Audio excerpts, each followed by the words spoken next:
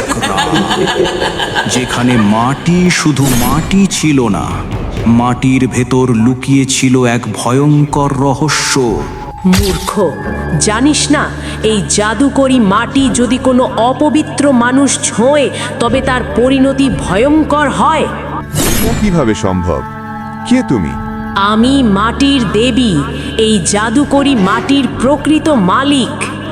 একজন কুমোর, যার বানানো খেলনা কথা বলতো, আর সেই জাদুই তার জীবন বদলে দিয়েছিল। কিন্তু যেদিন লোভ ঢুকে পড়ল মানুষের মনে, সেদিনই সেই জাদু পরিণত হলো অভিশাপে। মা, কি হলো মা? বাবা কথা বলছে না কেন? বাবা, তোমার কি হয়েছে বাবা? তুমি কথা বলছো না কেন বাবা? বাবা, বলো না, কথা বলো না বাবা। না বাবা, তুমি আমাকে ছেড়ে যেতে পারো না। এক জালিম জমিদার, এক নিষ্ঠুর শাসন, আর এক শিশুর চোখের সামনে বাবার অপমান। বছর কেটে যায়, শিশুটি বড় হয় আর জন্ম নেয় এক প্রতিশোধের আগুন। শান্ত হও বাবা, শান্ত হও। আমি জমিদারকে যা বলেছিলাম সব সত্যি ছিল। জঙ্গলের ভেতরে একটা জায়গা আছে যেখানে জাদুকরি মাটির রাজত্ব। সেই মাটি মানুষের সঙ্গে কথা বলে, কিন্তু যদি কেউ লোভের জন্য সেই মাটির ব্যবহার করে তাহলে সেই মাটিই তাকে ধ্বংস করে দেয়। নতুন নতুন গল্প দেখতে হলে চ্যানেলটিকে সাবস্ক্রাইব করুন।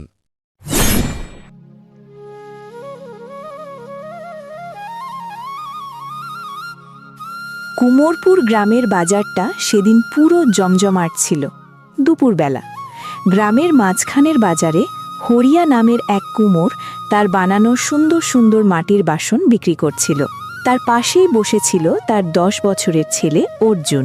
ঠিক তখনই এক খদ্দের সেখানে এসে হাজির হলো। খদ্দের বলল, এই যে হরিয়া, তোমার বানানো মাটির খেলনা আর বাসন শুধু তোমার গ্রাম পর্যন্তই সুন্দর, মজবুত আর টেকসই থাকে, কিন্তু গ্রামের সীমানা পেরোলেই সব ভেঙে যায়। এই কথা শুনে হরিয়া হতভম্ব হয়ে গেল।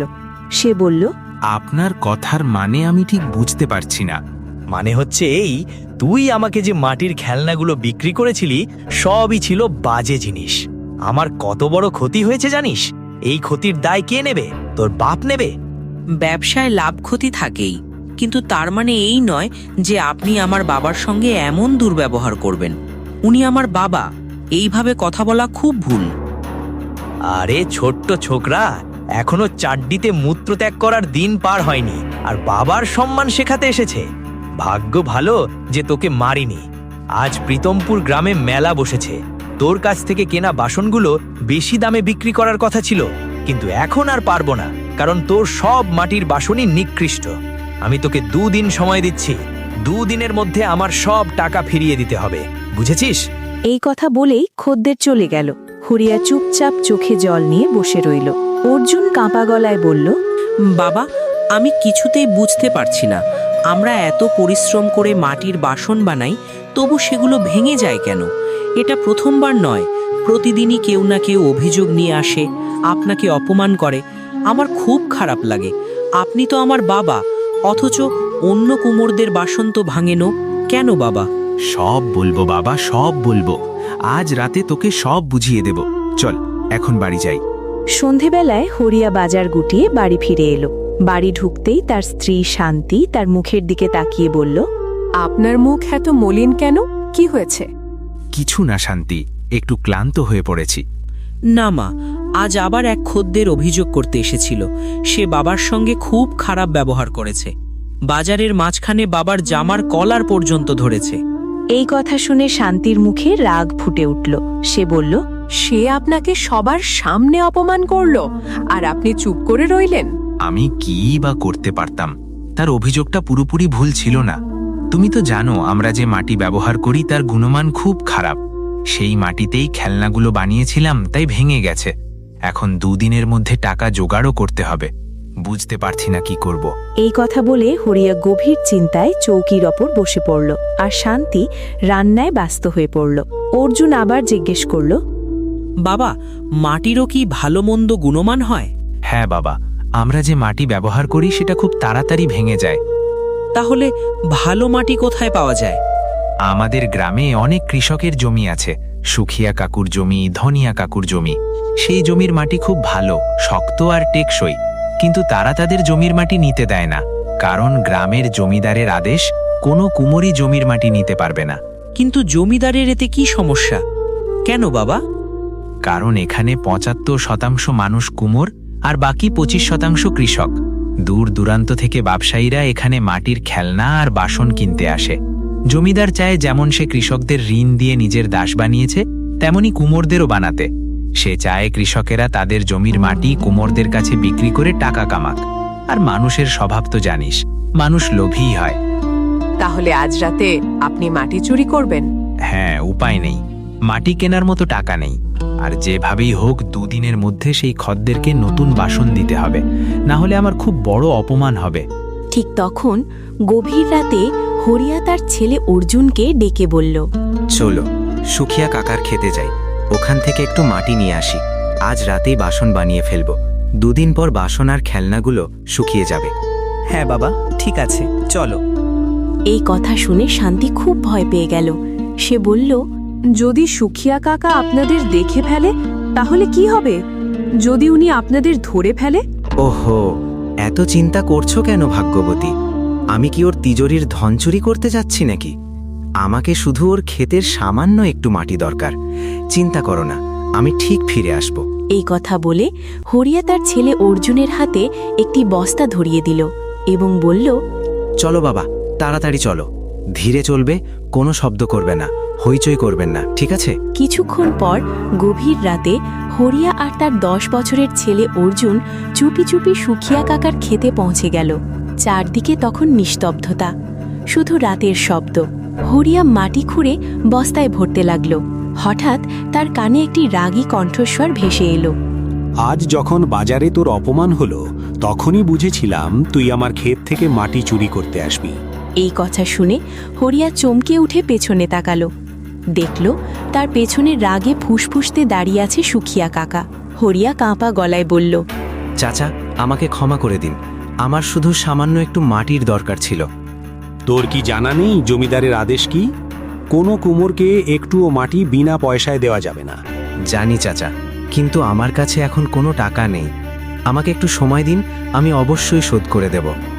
হয়তো তুই জানিস না, জমিদার আরও আদেশ দিয়েছে, যদি কোনো কুমোর মাটি চুরি করতে গিয়ে ধরা পড়ে তাহলে তাকে কঠিন শাস্তি দেওয়া হবে। চল, এখনই তোকে নিয়ে যাচ্ছি।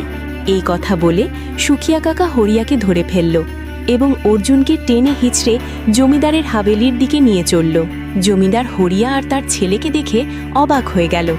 সুখিয়া কাকা পুরো ঘটনাটা বিস্তারিতভাবে জানালো। সে বলল, এই বাপ ছেলে আমার ক্ষেত থেকে মাটি চুরি করছিল, তাই ধরে এনে আপনার সামনে হাজির করেছি। এখন আপনি যা ঠিক মনে করেন তাই করুন। এই নিন অপরাধী। এই কথা বলে সুখিয়া কাকা সেখান থেকে চলে গেল। জমিদার ঠান্ডা গলায় বলল, কি রে, তোর কি আমার আদেশ জানা নেই? কেউ মাটি চুরি করলে সেটা বড় অপরাধ।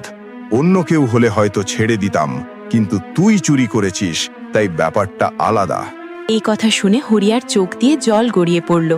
সে বলল, শেষ পর্যন্ত আপনি আমার সঙ্গে এত শত্রুতা কেন করছেন? জমিদার রেগে গিয়ে পাশের ঘরে চলে গেল। কিছুক্ষণ পর সে হাতে একটি মাটির খেলনা নিয়ে ফিরে এলো এবং সেটি হরিয়ার সামনে রেখে বলল, এটা ভালো করে দেখ, চিনতে পারিস? জানিস কয়েক বছর আগে এই মাটির খেলনাটা আমার মেয়ের সঙ্গে কথা বলতো? এমনটা কিভাবে সম্ভব? সবই সম্ভব, কারণ সেই সময় তোর বাবাই জঙ্গল থেকে এক জাদুকরি মাটি এনে এই খেলনাটা বানিয়েছিল। তখন তোর বাবার খেলনাই সব জায়গায় বিক্রি হতো। দূর দূরান্তের রাজ্য থেকে ব্যবসায়ীরা শুধু তার কাছ থেকেই কিনতে চাইতো। অন্য কুমোরদের বাসন কেউ দেখতেই চাইতো না। কিন্তু হঠাৎ একদিন সব বদলে গেল। মাটির খেলনাগুলো কথা বলা বন্ধ করে দিল, আর তোর বাবার সব খদ্দের একে একে হারিয়ে গেল। আমি জানতে চাই সেই মাটি কোথা থেকে এনেছিলি? বল, কোথা থেকে এনেছিলি? জমিদারজি, দয়া করে বিশ্বাস করুন, সত্যি আমার মনে নেই সেই মাটি আমি জঙ্গলের কোথায় পেয়েছিলাম। তবে যখন মাটিটা নিয়ে ফিরছিলাম তখন শুধু একটা কণ্ঠস্বর শুনেছিলাম, লোভের জন্য আমাকে কখনো ব্যবহার করো না। কিন্তু যখন টাকা আসতে শুরু করলো তখন লোভও বেড়ে গেল, আর সেই লোভের কারণেই সব কিছু শেষ হয়ে গেল। এই কথা শুনে জমিদার ভীষণ রেগে গেল। সে মাটির খেলনাটা ছুঁড়ে ফেলে লাঠি তুলে নিল এবং হরিয়াকে মারতে শুরু করলো। সে চিৎকার করে বলল, মিথ্যে বলছিস, আমাকে সত্যি বলছিস না। কোথা থেকে এনেছিলি সেই মাটি, বল। এই দৃশ্য দেখে অর্জুন কান্নায় ভেঙে পড়ে চিৎকার করে উঠল। আমার বাবাকে মারবেন না, দয়া করে আমার বাবাকে মারবেন না। জমিদার আর মারধর করল না। সে রাগে গর্জে উঠে বলল, এখন এখান থেকে দফা হও। আজকের পর যদি এই গ্রামের কোনো জমির দিকে তাকিয়েও দেখিস, তাহলে আমার মতো খারাপ মানুষ আর কেউ হবে না। ভাগ এখান থেকে। হরিয়া যন্ত্রণায় কাতরাতে কাতরাতে নিজের ছেলে অর্জুনকে সঙ্গে নিয়ে বাড়ি ফিরে এলো। বাড়ি পৌঁছেই অর্জুন কান্নায় ভেঙে পড়ে তার মা শান্তিকে পুরো ঘটনাটা খুলে বলল। শান্তি কাঁদতে কাঁদতে হরিয়ার ক্ষতগুলোতে মলম লাগিয়ে দিল এবং নিজেও নিঃশব্দে বসে পড়ল। কিছুক্ষণ পর হরিয়া তার ছেলে অর্জুনকে কাছে ডাকল।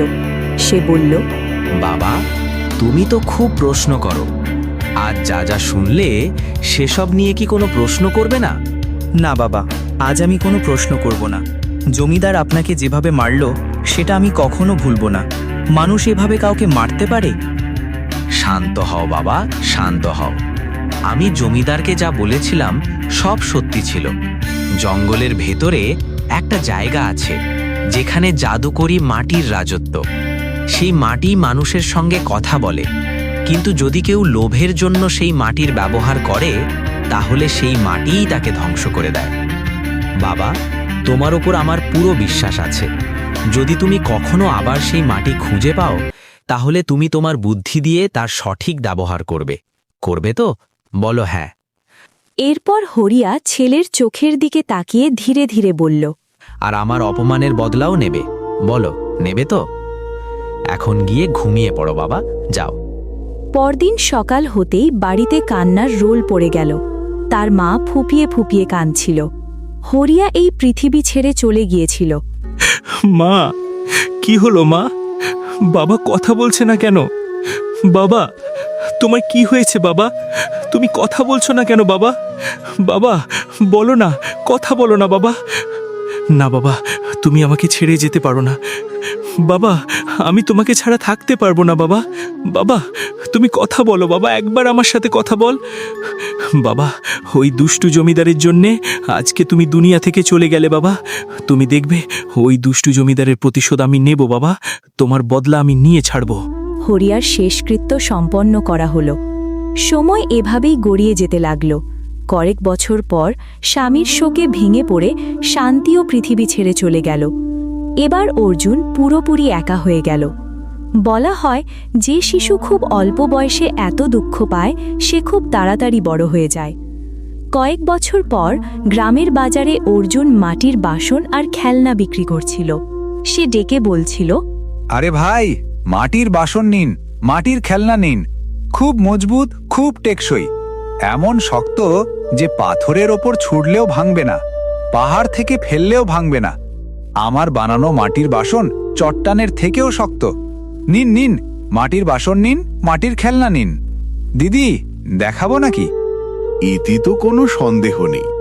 অর্জুন, যদি তোমার বানানো খেলনাগুলো সত্যিই এত শক্ত হয় তাহলে তোমার সব খেলনাই আমাকে দিয়ে দাও।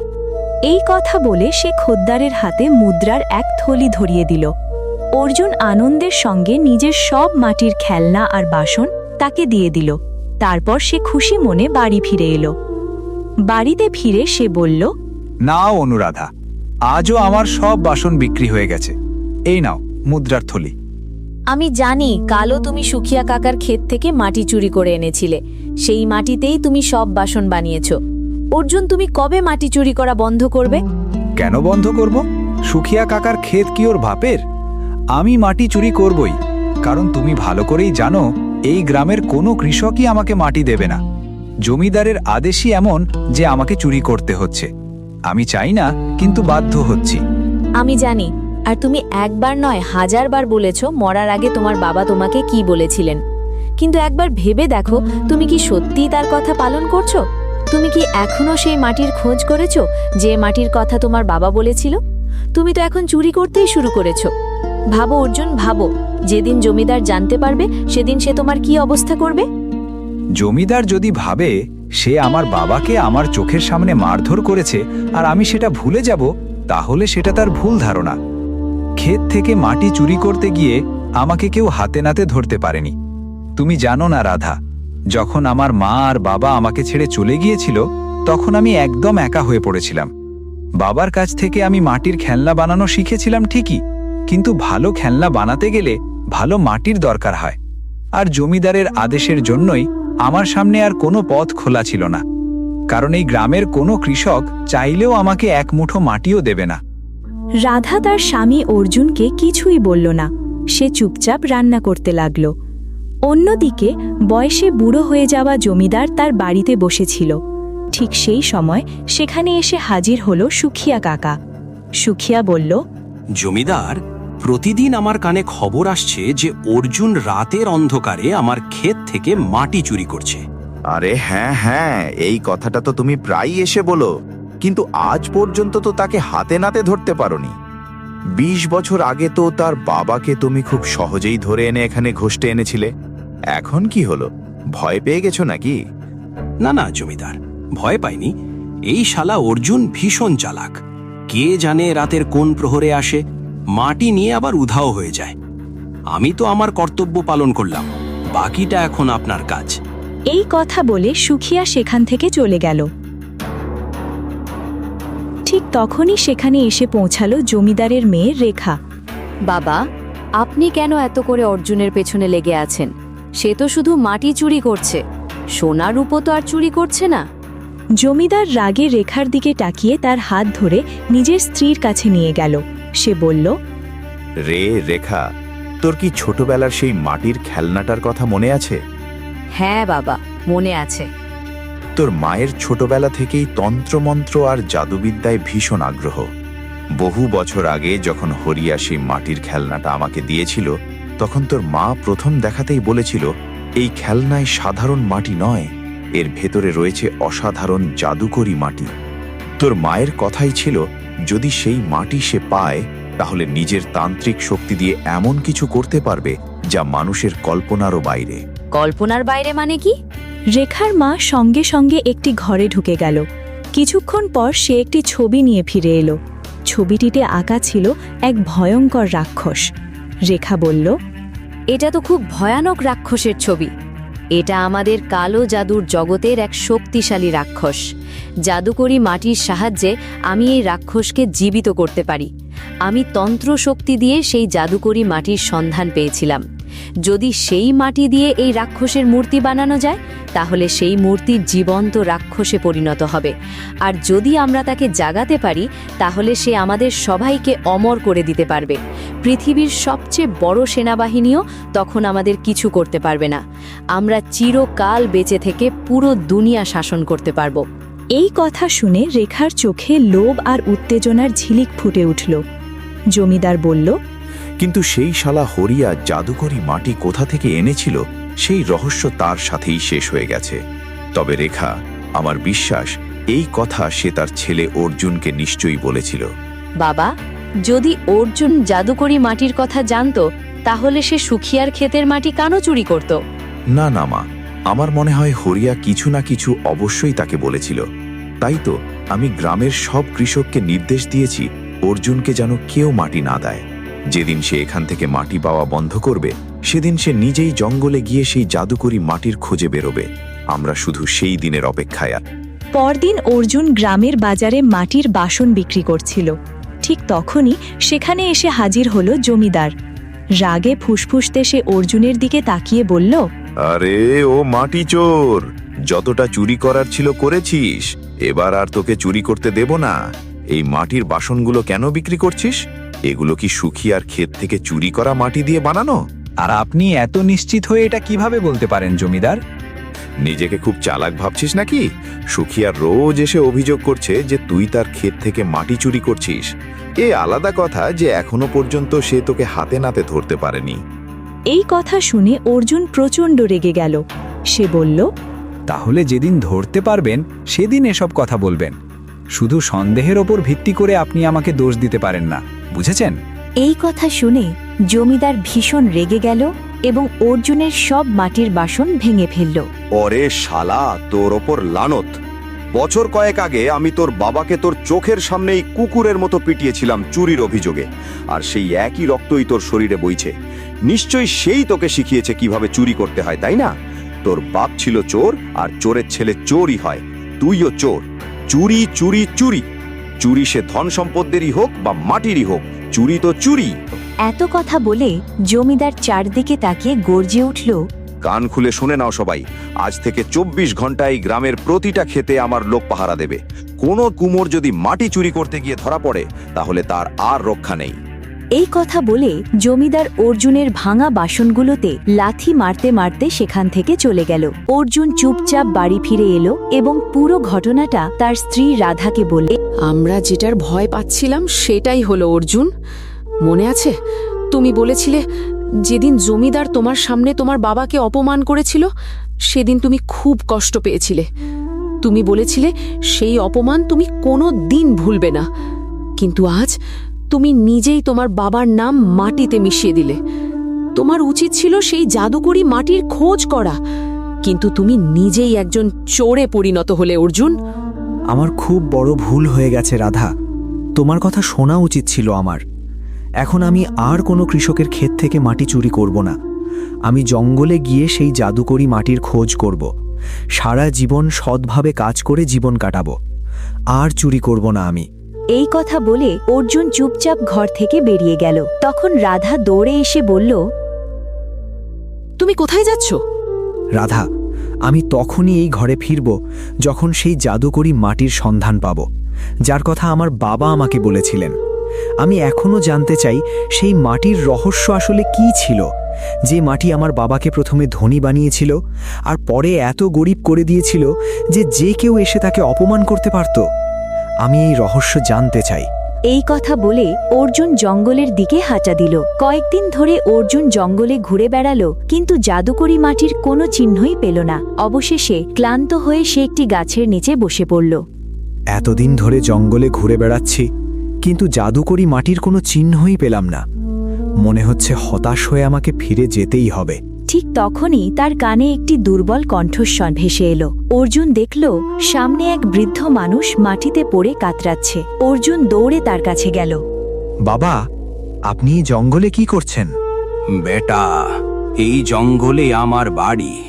আমি এখান দিয়ে যাচ্ছিলাম, হঠাৎ পায়ে আঘাত লাগলো আর পড়ে গেলাম। খুব পিপাসা লেগেছে, গলা একদম শুকিয়ে যাচ্ছে। আচ্ছা আচ্ছা, আপনি চিন্তা করবেন না, আমি এক্ষুনি পানির খোঁজ করে আপনাকে পানি এনে দিচ্ছি। আপনি এখানেই থাকুন। অনেক দূর হেঁটে যাওয়ার পর অর্জুন একটি পুকুর দেখতে পেল। সে কলসিতে পানি ভরে এনে সেই বৃদ্ধকে পান করালো। পানি পান করে বৃদ্ধ মানুষটি উঠে দাঁড়ালো। বেটা, এই জঙ্গলে তো দূরে দূরে কোনো পুকুরই নেই, তুমি এই পানি কোথা থেকে পেলে? বাবা, পানি খুঁজতে আমাকে এখান থেকে প্রায় 10 কোষ হেঁটে যেতে হয়েছে, তারপর একটা পুকুর পেয়েছি। ও বেটা, তুমি তো ফিরে আসতেও পারতে। তোমাকে তৃষ্ণার্ত অবস্থায় ফেলে আমি কিভাবে ফিরে যেতে পারতাম? না না বাবা, আমি কখনো কাউকে কষ্টে দেখে ফেলে রেখে যেতে পারি না। বলো তো বাবা, তুমি এই জঙ্গলে কি করছো? অর্জুন তখন তার জীবনের সব ঘটনা বিস্তারিতভাবে তাকে বলল।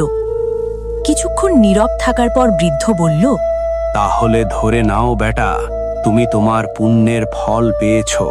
এখান থেকে ডান দিকে এগিয়ে যাও, সেখানেই তুমি জাদুকরি মাটির সন্ধান পাবে। আপনি কিভাবে জানলেন? আমি তো তোমাকে আগেই বলেছিলাম এই জঙ্গলের রহস্য লুকিয়ে আছে।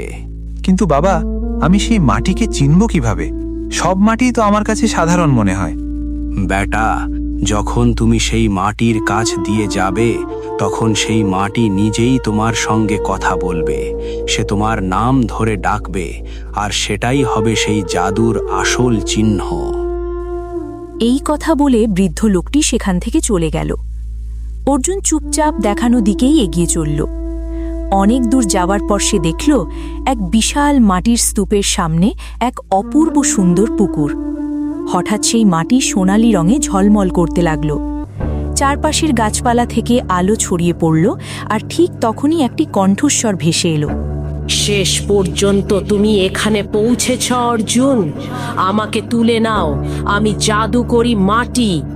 মনে রেখো, যদি আমাকে সততার সঙ্গে ব্যবহার করো তবে তোমার ভাগ্য বদলে যাবে, কিন্তু যদি তোমার মনে লোভ, ঈর্ষা বা অহংকার জন্ম নেয় তাহলে সেই ভাগ্যই দুর্ভাগ্যে পরিণত হবে। খুব সাবধানে আমার ব্যবহার করবে। এই মাটির বিশেষ ক্ষমতা হলো এটি যে কারোর চোখের জল মুছিয়ে দিতে পারে, এটি যে কারো দুঃখ দূর করতে পারে। ধীরে ধীরে তুমি আমার সব শক্তি বুঝে যাবে। তার মানে এটা সত্যি অলৌকিক মাটি। সঙ্গে সঙ্গে সেই মাটি তার পাত্রে ভরে নিল এবং বাড়ির দিকে রওনা দিল। কিন্তু পথের মাঝামাঝি পৌঁছতেই সে দেখতে পেল এক বৃদ্ধা গাছের নিচে বসে ফুপিয়ে ফুপিয়ে কাঁদছে। অর্জুন কাছে গিয়ে বলল, আপনি কাঁদছেন কেন? কি হয়েছে আপনার? আমি তোমাকে কি বলবো বাবা, অনেক বছর আগে আমি আমার 10 বছরের মেয়েকে নিয়ে এই জঙ্গলে বেড়াতে এসেছিলাম। হঠাৎ ঝোপের ভিতর থেকে একটা বাঘ এসে আমার চোখের সামনেই আমার মেয়েকে তুলে নিয়ে যায়। সেই দিন থেকে আমি আর কখনো বাড়ি ফিরিনি। আহা, যদি আমার মেয়ের একটা ছবি বা মূর্তি আমার কাছে থাকতো তাহলে সেটাকে দেখেই বাকি জীবন কাটিয়ে দিতে পারতাম। আপনার কষ্টের কথা শুনে আমার খুব খারাপ লাগছে। আমি একজন কুমোর, মাটির বাসন আর খেলনা বানাই। আপনি আমাকে আপনার মেয়ের চেহারা একটু বর্ণনা করুন। আমি চেষ্টা করব তার একটি মূর্তি বানাতে। সেটি দেখলে হয়তো আপনার মনটা একটু হালকা হবে। বৃদ্ধার ঠোঁটে তখন এক ফোঁটা আশার আলো ফুটে উঠল। সে তার মেয়ের চেহারা বর্ণনা করতে লাগল। কিছুক্ষণের মধ্যেই অর্জুন জাদুকরি মাটি দিয়ে ঠিক তেমনই একটি ছোট্ট পুতুল বানিয়ে বৃদ্ধার হাতে তুলে দিল।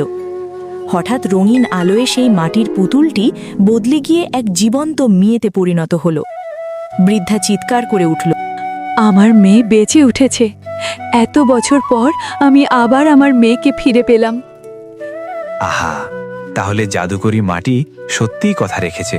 এই মাটি মানুষের মুখে আবার হাসি ফিরিয়ে দিতে পারে। তুমি তো আমার মেয়েকে আবার জীবিত করে দিলে। তোমার নাম কি বাবা? আমার নাম অর্জুন। আমি অর্জুনপুর গ্রামের বাসিন্দা। আপনার সঙ্গে যা ঘটেছে দয়া করে এটা কাউকে বলবেন না। এটাকে রহস্যই থাকতে দিন। এখন আমি চলি। এই কথা বলে অর্জুন সেখান থেকে চলে গেল। বাড়ি ফিরে সে সব ঘটনা তার স্ত্রী রাধাকে খুলে বলল। রাধা আনন্দের সঙ্গে বলল, খুব ভালো হয়েছে অর্জুন, তুমি আজ তোমার বাবার স্বপ্ন পূরণ করলে। অবশেষে বাবার দেখা স্বপ্ন পূরণ হলো। সারা দিন ধরে অর্জুন জাদুকরি মাটি দিয়ে একের পর এক সুন্দর খেলনা বানাতে লাগল। পরের দিন সকালে দেখা গেল তার বানানো সব খেলনাই বিক্রি হয়ে গেছে। দিন যেতে না যেতেই অর্জুন তার গ্রামের সবচেয়ে বিখ্যাত কুমোর হয়ে উঠল। যেখানে আগে ছিল তার ভাঙাচোরা পুরনো বাড়ি, সেখানে এখন দাঁড়িয়ে আছে এক সুন্দর বিশাল হাবেলি। এক রাতে অর্জুন তার স্ত্রী রাধার সঙ্গে ঘুমিয়েছিল। হঠাৎই বাইরে থেকে খটরপটর শব্দ ভেসে এলো। শব্দে অর্জুনের ঘুম ভেঙে গেল। সে রাধাকে ডেকে বলল, রাধা, তুমি কি কিছু শুনতে পাচ্ছ? হ্যাঁ, মনে হচ্ছে যেন কেউ বাটি পাত্র বানাচ্ছে। চলো বাইরে গিয়ে দেখি। রাধা আর অর্জুন বাইরে এসে দেখল এক আশ্চর্য দৃশ্য। মাটির বাসন নিজে থেকেই তৈরি হচ্ছে। অর্জুন বিস্ময়ে বলল, আরে রাধা, এ তো একেবারে চমৎকার। মাটির বাসন তো নিজে নিজেই তৈরি হচ্ছে। হ্যাঁ, আর দেখো কত সুন্দর সুন্দর বাসন। ঠিক তখনই হঠাৎ করে তলোয়ার হাতে জমিদার তার স্ত্রী আর মেয়ে রেখাকে নিয়ে সেখানে হাজির হলো। জমিদার গর্জে উঠল, আজকের এই দিনের জন্যই তো আমি অপেক্ষা করছিলাম। বোকা ছেলে, সত্যি করে বল, এই জাদুকরি মাটি তুই কোথা থেকে পেলি?